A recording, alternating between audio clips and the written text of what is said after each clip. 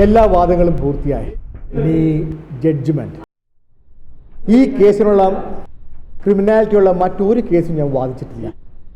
കുറ്റകൃത്യം സംശയാതീതമായി തെളിയിക്കാൻ പ്രോസിക്യൂഷന് സാധിച്ചിരിക്കുന്നു. അതിനാൽ പ്രതി കുറ്റക്കാരനാണെന്ന് ഈ കോടതി വിധിക്കുന്നു.